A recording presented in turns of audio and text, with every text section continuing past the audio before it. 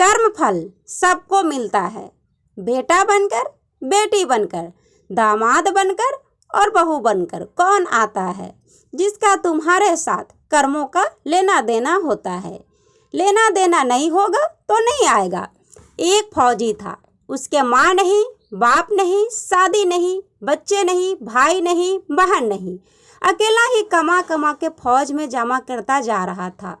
तो थोड़े ही दिन में एक सेठ जी जो फौज में माल सप्लाई करते थे, उनसे उनका परिचय हो गया और दोस्ती हो गई। सेठ जी ने कहा, जो तुम्हारे पास पैसा है वह उतने के उतने ही पड़ा है, तुम मुझे दे दो, मैं कारोबार में लगा दूँ तो पैसे से पैसे बढ़ जाएगा, इसलिए तुम दे दो। फौजी ने सेठ जी को पैसा दे दिया।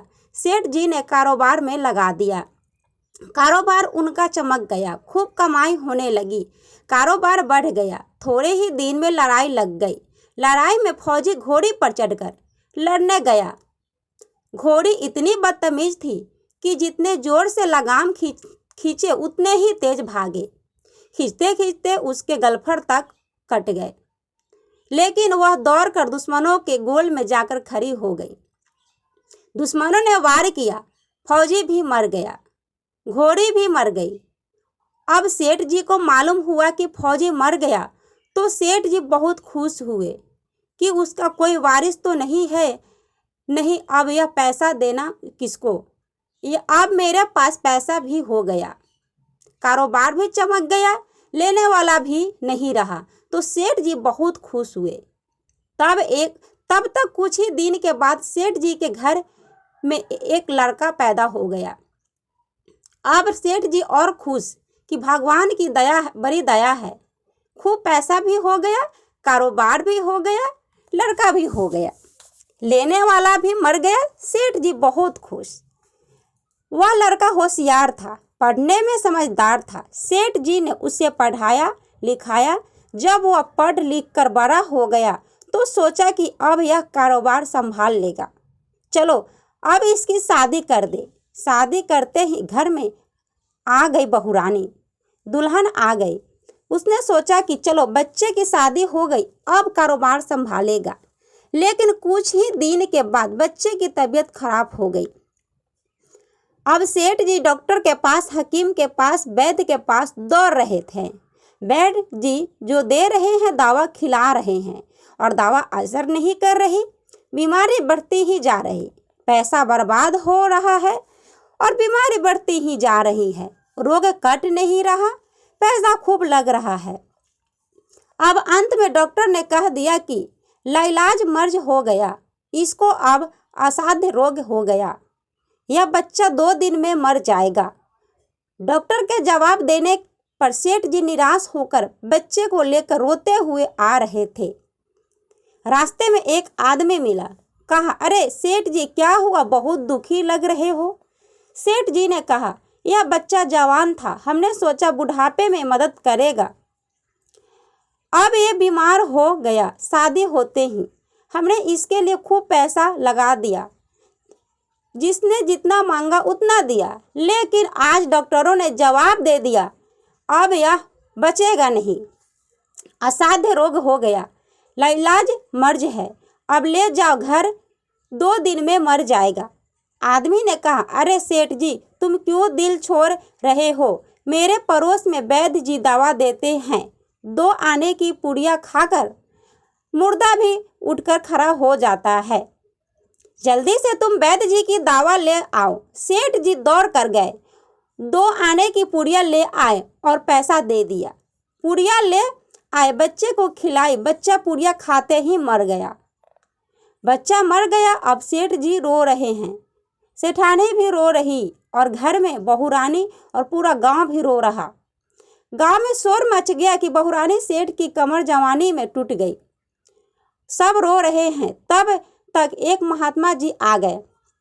उन्होंने कहा, भाई क्यों रोना धोना।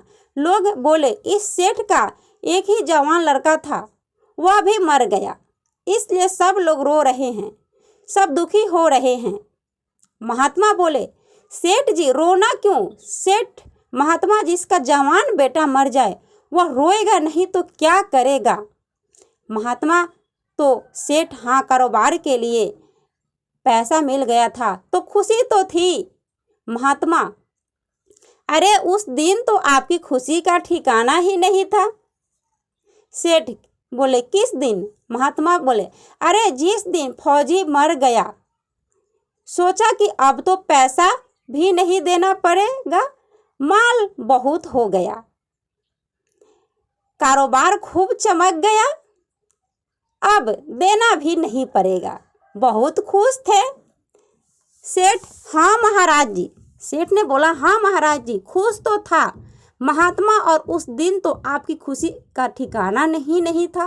महात्मा बोले कि उस दिन तुम्हारा खुशी का ठिकाना ही नहीं था, पता नहीं कितनी मिठाइयाँ बट गई। सेठ, किस दिन महात्मा? सेठ बोले, किस दिन महात्मा?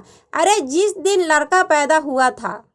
सेठ बोले, महाराज लड़का पैदा होता है तो सब खुश होते हैं, मैं भी हो गया तो क्या बात? महात्मा, उस दिन तो खुशी से आपके पैर जमीन पर नहीं पड़ते थे। सेठ बोले, किस दिन? महात्मा बोले, अरे जिस दिन बेटा ब्याहने जा रहे थे। सेठ बोले, महाराज बेटा ब्याहने जाता है तो हर आदमी खुश होता है, तो जब इतनी बार खुश हो गए तो जरा सी बात के लिए क्यों रो रहे हैं? सेठ बोले, महाराज यह जरी सी बात है, जवान बेटा मर गया, यह जरा सी बात है। महात्मा बोले, अरे सेठ जी, वही फौजी पैसा लेने के लिए बेटा बनकर आ गया, वही फौजी पैसा लेने के लिए बेटा बनकर आ गया। पढ़ने में, लिखने में, खाने में, पहनने में और शौक में, सिंगार में जितना लगाना था लगाया, शादी ब्याह में सब लग गया, और ब्याज दर ब्याज लगाकर डॉक्टरों को दिलवा दिया।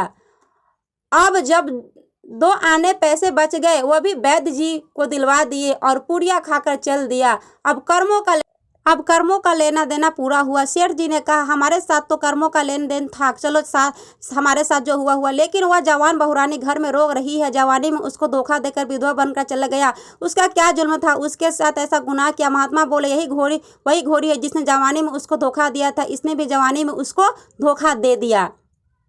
वेद शास्त्र और पुराणों के साथ साथ सभी साधु संतों का कहना है कि यह संसार कर्मों का लेखा जोखा है, इसमें तो जीवन चैतन्य है, वह समझदारी से भवसागर पार हो जाए। वीडियो पसंद आई होगी तो सब्सक्राइब, लाइक से जरूर कीजिएगा। Thanks for watching.